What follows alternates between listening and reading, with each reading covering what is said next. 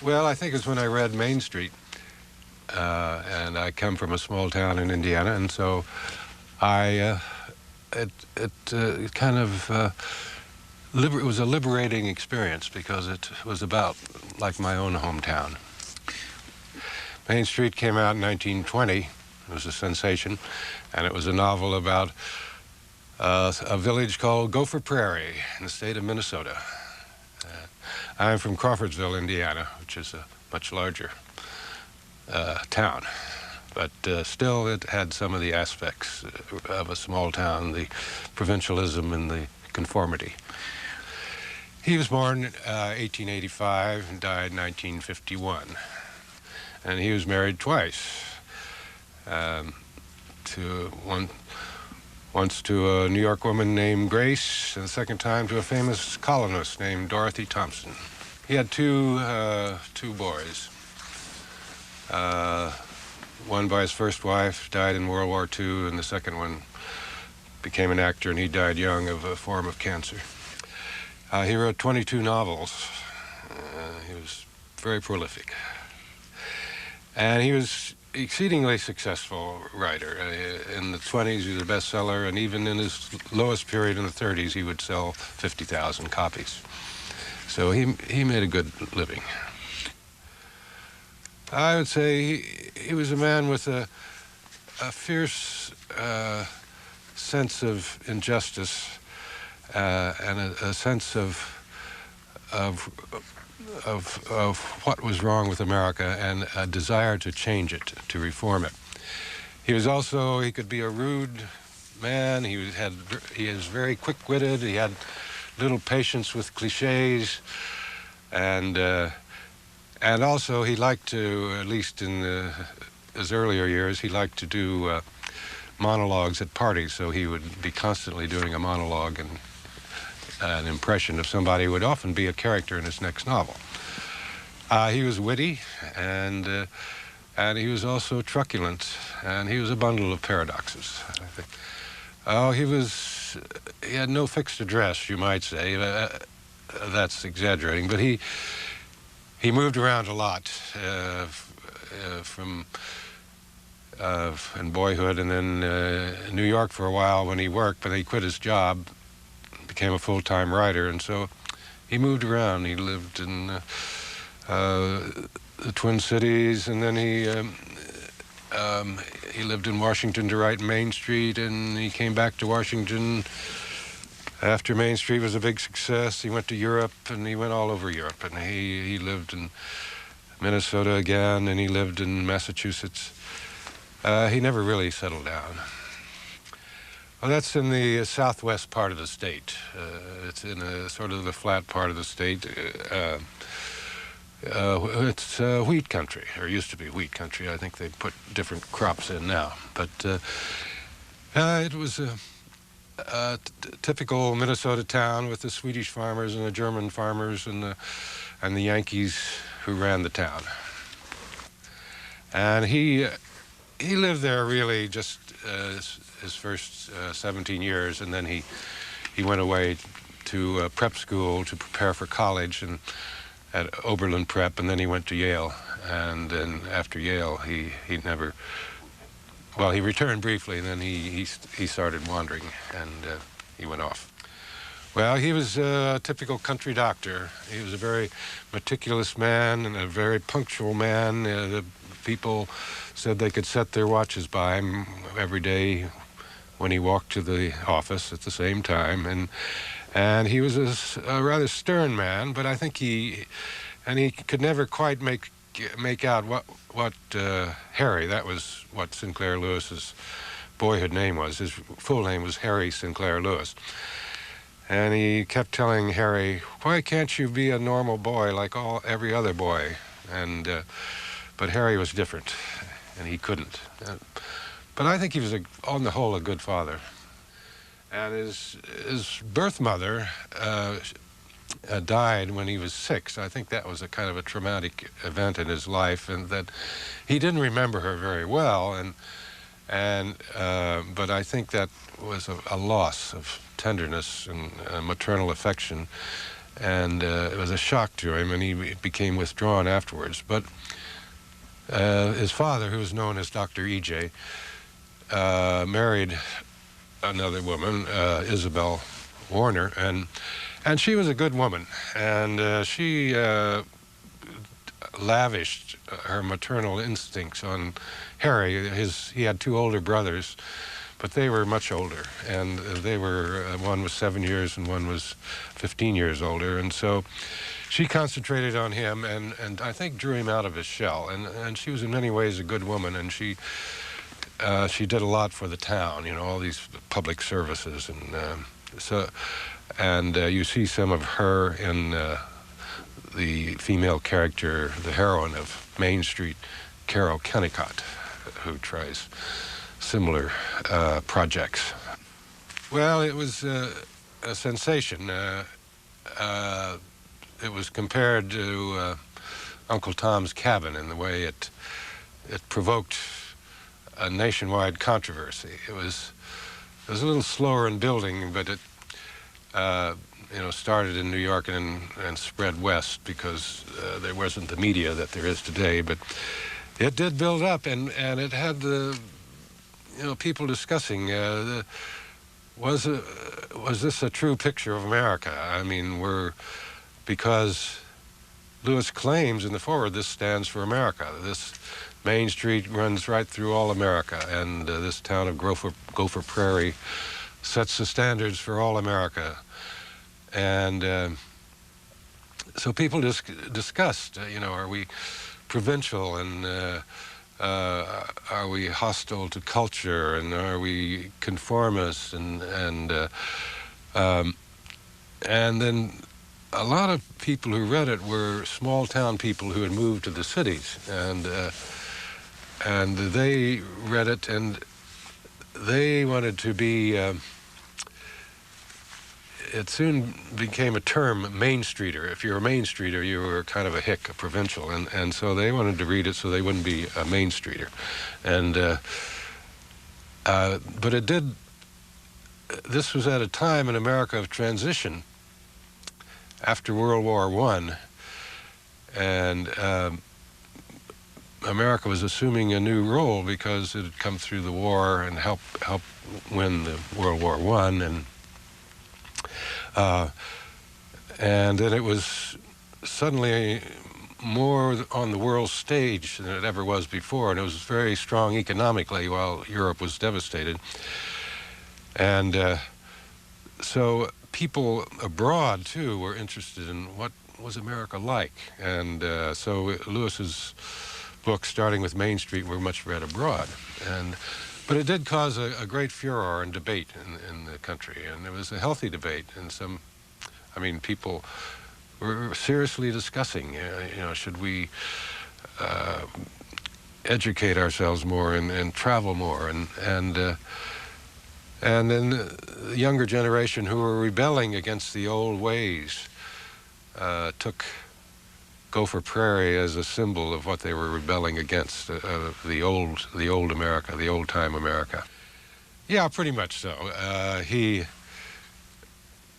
would always say it was a composite of small towns, and he did before he wrote it. He was a great researcher. He traveled over all the way west, driving in a car with his first wife, Grace, and visiting small towns, but I think it was Sauk Center. It was basically the same, and that was imprinted on his consciousness, Sauk Center, and he had visualized this novel when he had come home from college, from Yale, in his sophomore year, and he was sitting around, and as often happens in a small town, you're bored and you feel hemmed in and thwarted, and he invented this idea of the village virus, this something that gets into you and dulls your mind and makes you stop thinking and go to seed and all. So he thought he'd write a novel about this, and so that was back in 1903, I believe, and he kept it in his mind all those years. And So certainly Sauk Center was the irritant that yielded this pearl, if you will. Well, he had been wandering, and he had gone. They had gone out to the Twin Cities and lived in St. Paul and Minneapolis, and he and his wife, and they finally got sort of bored, and then their leases ran out, and they were having a little trouble with fitting in socially with the people there. And then they went to Mankato, a small town in southern Minnesota, and that became the model for the town that Carol comes from. Yeah, and she comes from there, and that's sort of her ideal town. It's a very pleasant New England-style town, and so. But their lease ran out, and then they came east, and we're gypsies, they said. Where are we going to live? And they thought New York. New York was too expensive. And they thought Washington had a more relaxed, low-key atmosphere, if you can believe it. That was the Washington of those days, you know, when it was a quiet southern town. Well, that came out in 2 volumes, 1976 and 1986 and 1990. And he was born in 1871, and he died in 1945. Yeah, well, they didn't know each other well, but Lewis always praised Dreiser as a great pioneer and a great pathfinder. He was an older writer to Lewis, and then, Dreiser had written a book about Russia, and he had visited during the 20th anniversary of the revolution, or the 10th anniversary, sorry. And then Dorothy Thompson, whom Lewis was just falling in love with, this is in 1928, she had gone there. She was a foreign correspondent. And then she later wrote a book. And then this New York columnist, F.P. Adams, noticed similarities in their 2 books, and he made it clear that he thought Dreiser had lifted passages from Dorothy's book, and Lewis was infuriated, and he dragged Dorothy up to his lawyer and said, "We're going to sue Dreiser." And then Dreiser, it got very messy, and Dreiser was saying that he had implying he had been intimate with Dorothy. Well, she was really engaged to Lewis at this time, and that she had given him her notes for him to use, and anyway, they didn't sue, and which was probably fortunate. But then at a literary dinner for a Russian writer, they came in, and Lewis came in. He was a bit 4 sheets to the wind, and he got up, and other people were expressing their respects for Dreiser, and he said, "I will not give my respects to a man who stole 3,000 words from my wife's book." And then Lewis asked Dreiser, said after the dinner they met, and he said, "Take that back, Lewis." No, he said, "Say that again, Lewis." And Lewis said it again, and he said, "Okay, I'm going to slap you." And he slapped him. Now you're going to apologize? And Lewis said, "Nope, I'm not going to take it back. Hit me again." So Dreiser slapped him again. And then a friend of Dreiser's pinioned Lewis, and Dreiser walked away. So this was a literary fight between 2 literary gents, and it was a headline news all over the country. And then, I'd say he was an alcoholic. It got very bad where he would go on binges, where he would go drinking for weeks on end, and sometimes he'd go on the wagon. But it broke up the marriage with his first wife. They separated because he said, "You're always lecturing me, you're always ordering me around because of my drinking, and so I can't stand it. You're making me drink more." And so he split up with her. And then And then the second wife, the same things, the drinking, and he would fight. I don't think he would get violent, but his tongue was very violent, and they would have these awful quarrels. Those were symptoms of it. And he would go on binges, as I said, and finally reached a point where the doctors told him, "You're going to die if you keep drinking like that." And that was in about 1938, so he did quit for a while. That was about 10 years. He was named Wells after H.G. Wells. Yes, H.G. Wells was one of the big influences on his early writing career. And he finally did meet him in the 20s, and they became rather friendly. And he married her in 29, and they divorced in 40, about 11 years. Well, no, he did have trouble with drinking, and it was sad because he felt it was his heredity. And he told his daughter that having two famous parents had really suppressed his sense of himself, a sense of self-worth, and he would say, he would read about his father and say, "Oh, I'll do just like my father. I can do anything I want. I can drink all I want." And it was sad, but I think he curbed it, and he actually died of Hodgkin's lymphoma, and so I don't think he died of the drink, but he died in his early 50s, I believe. Well, he was one of Lewis's idols, and when Lewis first moved to Greenwich Village in around 1910, he became a member of the Socialist Party, and he was quite a radical young man. And I believe he met Debs there,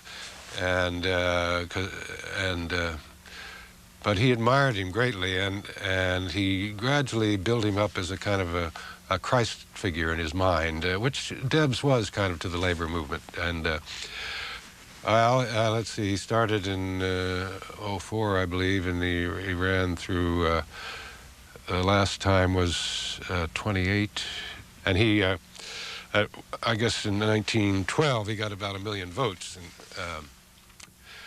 and he was quite a powerful speaker, and then a powerful figure in American politics, and for the working people.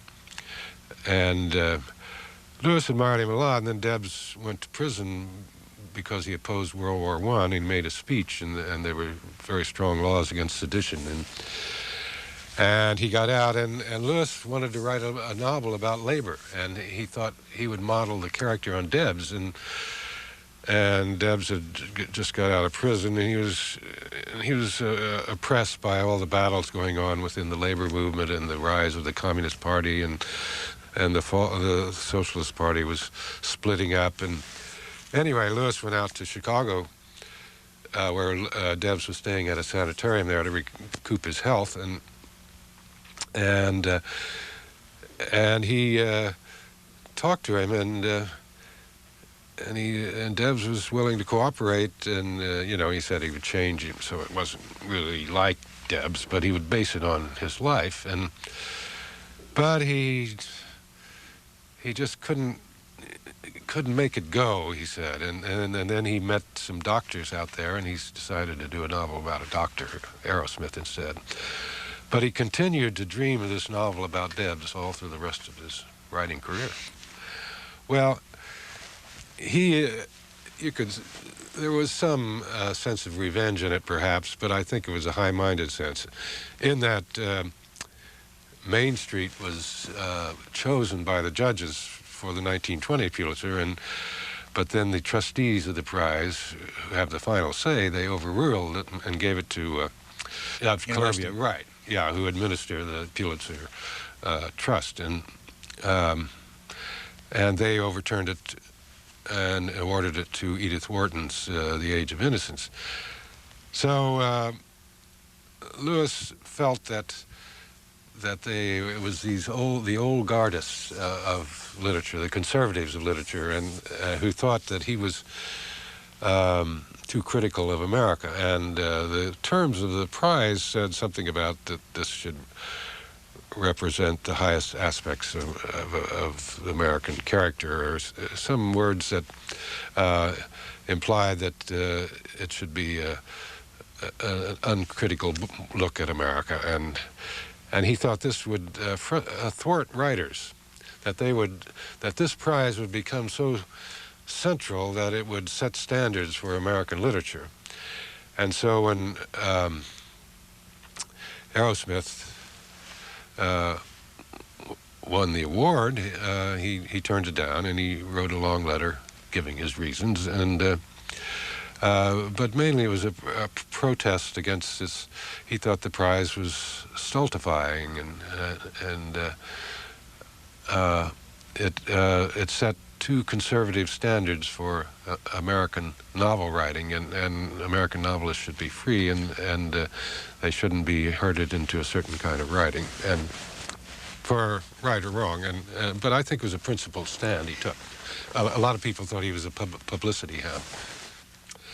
Well, he was a regular contributor in the 20s, and he was a friend of the editor, Oswald Garrison Villard. And I think the politics of the nation then dovetailed very comfortably with Lewis's. They supported, the nation supported Senator La Follette, who ran on the Progressive Party ticket in 24 against Coolidge, and Lewis wrote some articles for them, doing mock interviews with the Main Street people and asking them who they supported, and he'd ask Carol Kennicott and her husband, Dr. Will Kennicott, and some of the other characters, and also Babbitt. He asked Babbitt, and anyway, he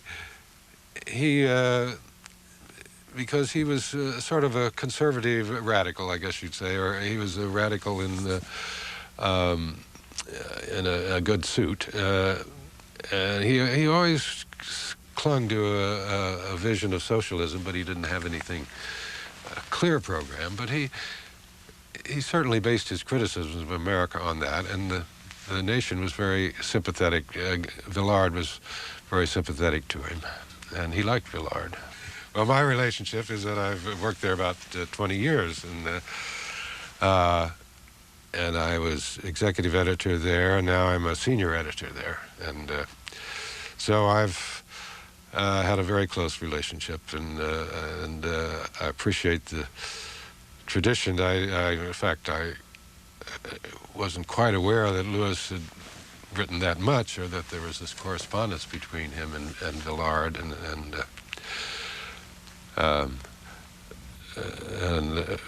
Villard wanted him to cover the party conventions, and then Lewis said he would, and then he changed his mind, and Villard had already advertised that Lewis would be writing, and so that got a lot of subscriptions, and so he was really stuck there. He thought he'd have to refund the money, but then Lewis agreed to write these other interviews for him. Well, I think it was, again, it was when we were talking about when I first read him, that I think it was actually when I was away at college, and I went east to college, and I identified with him, who went east to college, and coming from a small town in the Midwest, you have a certain inferiority feeling. Even though I didn't go to Yale, I went to Haverford College, which was a small college, but still it seemed all these Eastern prep school graduates there, and who seemed somehow, to my naive eye, to be suaver and more cultured. And but anyway, I think that sense of identity it gave me, coming from a small town, that it had made an impression on me. And so in my senior year, I wrote a paper on Sinclair Lewis, and a sort of biographical study of him. Little did I know that I would become involved more deeply with him. But I always liked him, and I always liked his satire and his Babbitt.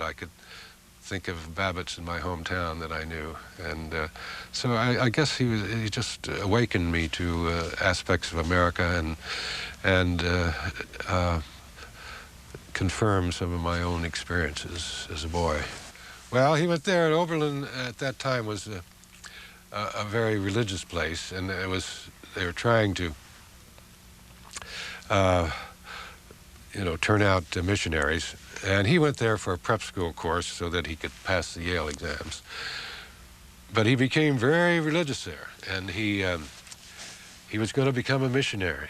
And he gave, he made a, whatever you call it, a decision for Christ. And he said, I'm going to go out and become a missionary. And he underlines this in this diary he kept,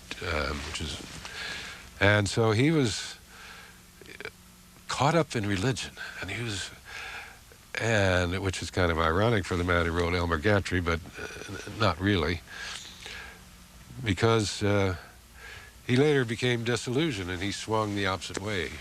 But Oberlin, this sense of faith and of Christianity,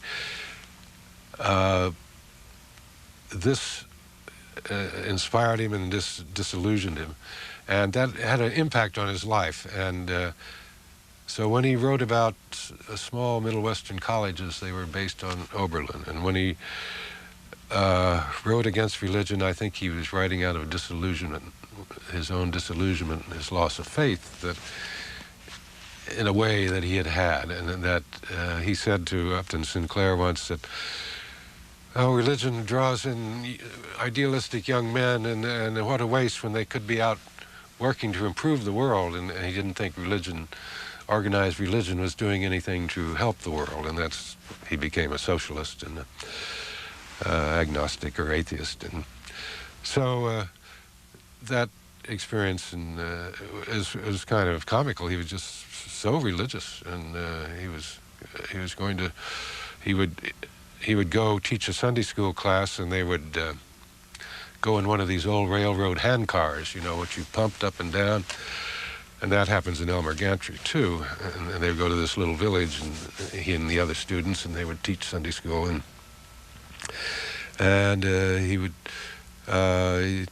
When his father told him one of the local boys in Sauk Center was taking up cigarettes and drinking whiskey, and he said, well, send him out to me, I'll take care of him, and I'll set him straight.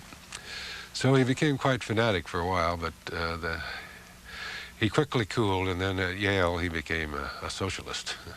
So that's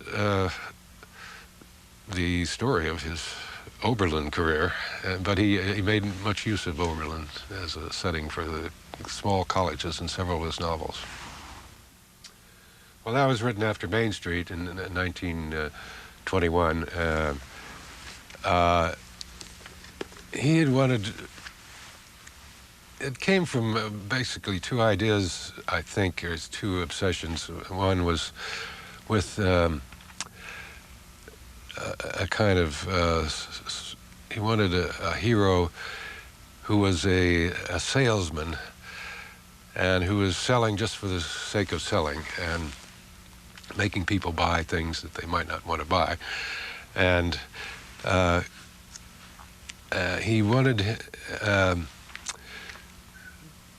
to write a book set in a medium-sized city, population 200,000 to 500,000. He said this place hasn't been written about in American literature, not really.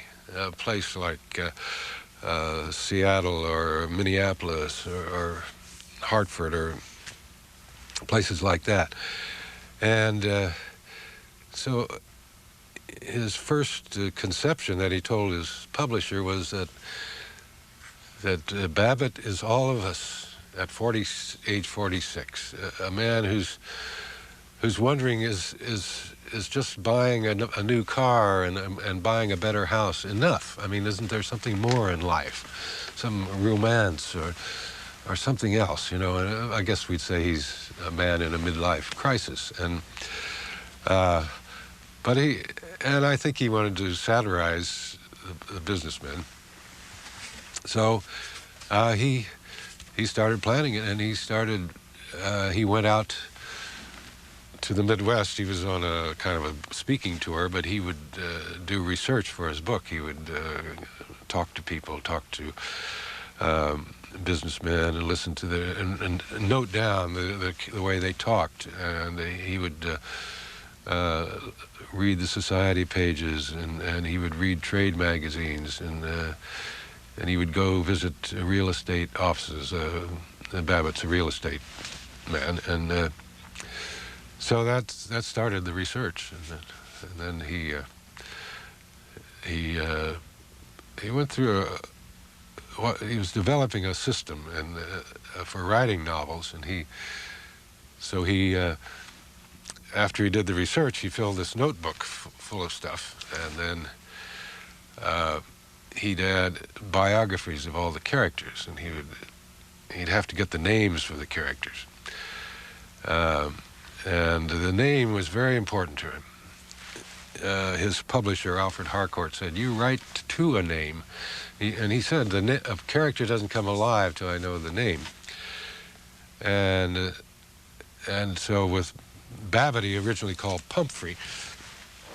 He decided that wasn't right. It was just too English and too effete. And he thought of Fitch, and he thought of some other names, and he wanted a common name, sort of, but not as common as Smith or Jones. But so finally Babbitt came out, and there are different theories for the origin of it. But anyway, Babbitt, George F for Follansbee, Babbitt, and that seemed to be the right name, and it was. And so he went on down the list, all these other characters in there. He was great on names like T. Chumley Frink, who was the advertising man poet, Chum Frink, or Opal Emerson Mudge, who was the New Thought guru, and Virgil Gunch, who was the very conservative guy who catches Babbitt out when he's dallying with this beautiful widow named Tanis Judique, and so on. But anyway, he'd draw up all the names of the characters, and he'd write biographies of them. And then when he was in England, he at Cornwall in a hotel, he was preparing it and talking with his wife about it, and he made maps. He drew up maps of 17 maps of the it was the state in which Babbitt is. That's one of them. The state in which which Zenith, Babbitt's hometown, is located. And he drew maps of Zenith, and then he drew maps of Babbitt's neighborhood, which that one is, and then he drew maps of Babbitt's office and Babbitt's house, and both floors and every room in the house, and they were incredibly detailed. Yes, I think he started out in Cincinnati, and that was his base for his research, and he stayed at I believe the athletic club there, or Queen City Club, I believe it was called, and he talked to a lot of people there, and there's some society notes that he lifted and put into Babbitt. He parodied the Society reporter. Well, at first it was the people it was satirizing, such as the real estate people, and also what we call the service club members of the Rotary Club and the Kiwanis Club. They sort of took it in stride as saying, "Oh yeah, we all know Babbitt's in our profession." But then, I don't know, it seemed that gradually they became aware that it was kind of a subversive book. It was anti-business, and this was during the 20s, which was a conservative time,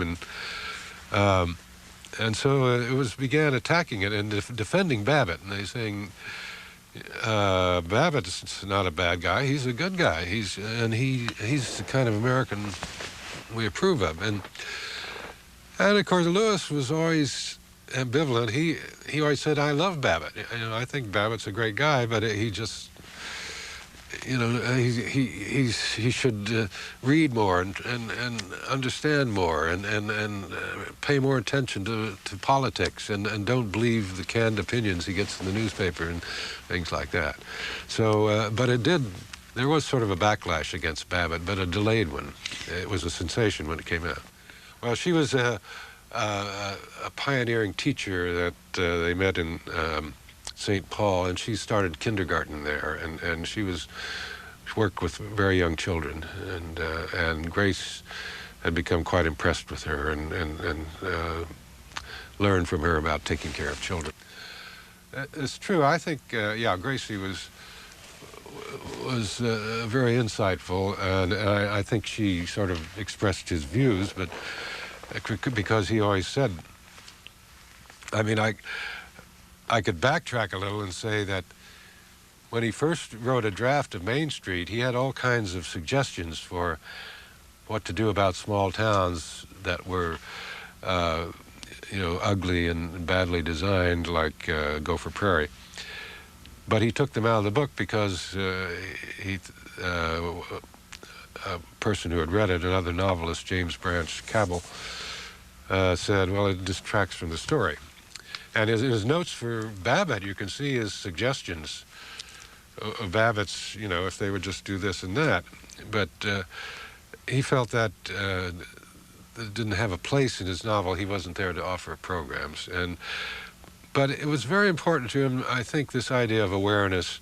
And I'm glad you mentioned it, because he felt the people of Gopher Prairie were sort of mentally dead, that they just lived lives of habit, and they thought in cliches, and he thought the same thing of Babbitt, that Babbitt went through these ritualized social encounters with the roughnecks, the table at the athletic club, and he would go out and sort of tell lies to sell houses, and he was in a whole ritualized life, but he wasn't thinking for himself. Well, it was set in this, some of it anyway, the early parts were set in this mythical state of Winnemac, where Martin grows up and he gets his medical MD degree at the University of Winnemac, the state university. And that's, well, he said the northern border was Michigan and western Illinois, the southern was Indiana, and the eastern was Ohio. So it's sort of in Lake Michigan.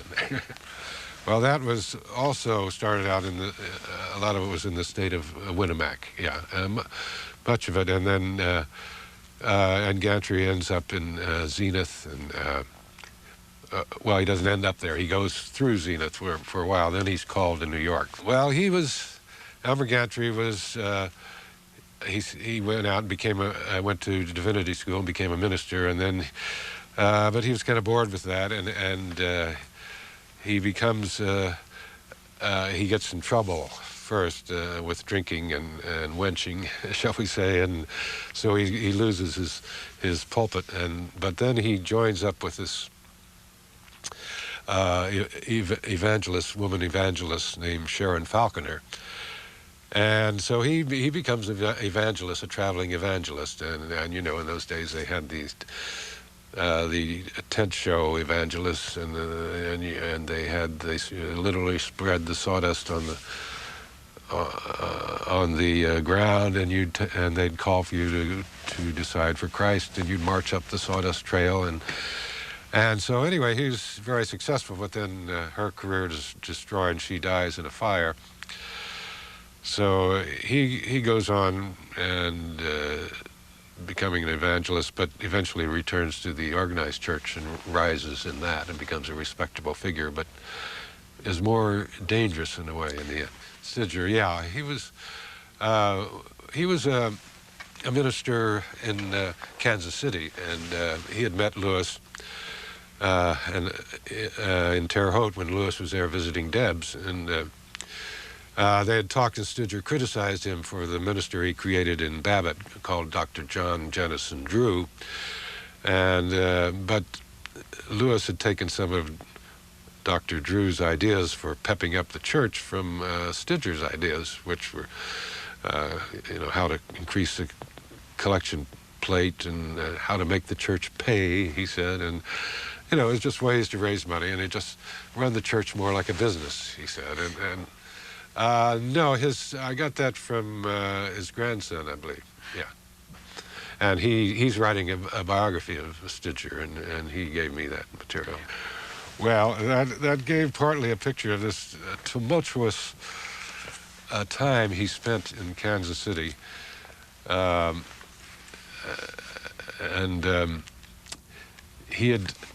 Stidger thought he was going to base the character of Elmer Gantry, who was then unnamed.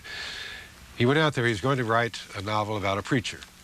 So he went out to research it in Kansas City, and Stidger introduced him around and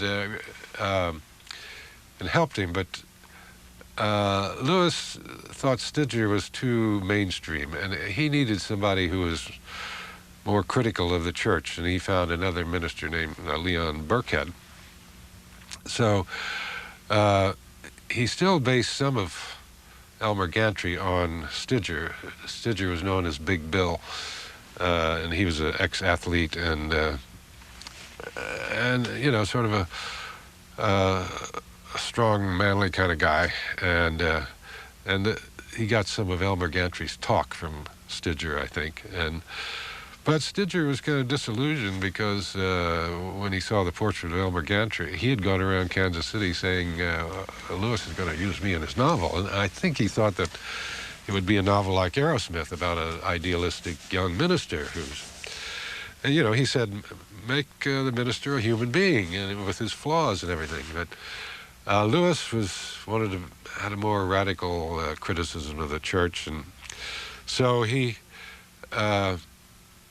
based the character on a lot of ministers, actually, and according to Mrs. Burkhead. Stidger, to continue with him, he was miffed when the book came out, and later he preached a sermon saying that Lewis had been drunk when he wrote it, all the time he was writing it, which was only partially true, a very small extent true. But anyway, and Lewis was angered by that, and he accused. And then later, Stidger apologized, and Lewis said he would not accept the apology because Stidger had already gotten enough publicity out of him or something like that. Yes. He dropped out of Yale in his junior year with a friend, a fellow poet and radical named Optigraph. And Sinclair, with the money he had made from The Jungle, that was a bestseller, and he bought this estate along the Hudson called Helicon Hall, and he was going to set up a cooperative commonwealth there. He got a group of mostly literary people or academic people, and they would live there cooperatively, and each one would do certain tasks, and they had children. Their children would be raised in a common nursery, a daycare, like a daycare center, and so the women who were writers who were moms could be free to work. And so Lewis and Optigraph went there, and they thought they would be writers, but they were assigned to be janitors, and they spent most of their time being janitors and trying to cope with this enormous furnace for this mansion. Marcella Powers was Lewis's last love. When they met, she was 18 and he was 53, I believe. She was an actress, aspiring actress, an apprentice in the summer stock company, and she cued him on his lines. He had gone into acting in the 30s, and this was in 1939, and he fell for her, and she became his girlfriend. Well, it lasted through about 1947, and then she married. I think she was very fond of him, but she said, I love Red, but I'm not in love with him. And And she had a roving eye, you might say, and she started going out with other guys, I guess, and finally he had to make a compromise with her so that she would give her freedom to see younger men, really. And in World War II, she was dating all the GIs and everything, but he would constantly get her, try to get her to come out and see him. He was living in Minnesota then. And it seemed to be, he refers in his letter to Junior, and our little Junior, which we could have had, but I can't find any other confirmation of that. But some people thought there was nothing sexual about their interest, but I think there was. Very cruel portrait. Yeah, he had a, well, he was tall and he was red-haired, but his complexion, he had skin problems. He had acne as a kid, and then treated with X-rays, and it may have contributed. But anyway, he had a hereditary disposition to skin cancer, and that broke out in the 20s. He started having these basal cell skin cancer eruptions on his face, and he would have to treat them, and it seemed to leave scars, and his face would get all red and covered with scars. And H.L. Mencken, his friend, said it looked like a lizard skin sometimes. And sometimes the treatments would clear it up, but it would come back. And so it left his skin very rough and pockmarked, and he was very self-conscious about it. It was very sad, but he could never quite get rid of it. But he would have these treated periodically, and Hemingway had formed a distinct dislike to him, and got his revenge in this very cruel way. Yeah, that's what people said. Yeah, who knew him? He felt that. I think he could be very charming and entertaining and interesting. He was good on politics. When he was married to Dorothy, she was, the real policy wonk and the columnist, but he would sit around and making common sense, shrewd observations on politics, and I think he could be very funny on politics, and that was the problem with their marriage, was that she was always more interested in politics than he was, in a way. I mean, she was always talking about the situation. What's the situation in Europe, the situation in Washington? And he said, I'm sick of hearing about the situation. And she monopolized the conversation, and she was crusading against Hitler in the 30s. And he said, if we ever divorce, I'm going to name Hitler as a correspondent. And so he was, and so she invented a character called the Grouse, and she used him in her column, and that was Red Lewis. And he died at 51 in Rome. And he's buried in Sauk Center, and next to his mother and father. Oh, yeah, several times. Mm-hmm. I do. I haven't been there recently, but I've gone back for my high school reunions, and my parents are no longer alive, so I don't have as much reason to go back. I used to go back. My mother was there for a long time, and so I miss going back there in a way, but I just haven't had any particular cause to. Well, I haven't decided yet on a subject, but I hope some kind of biography, perhaps. They take a long time, and I'm looking into my some possibly German Americans, something about German Americans, their history in this country. Well, that started in 1993, and took about 7 or 8 years. It takes a long time for these biographies, but I was working at The Nation part-time during this period. Thank you. I enjoyed it.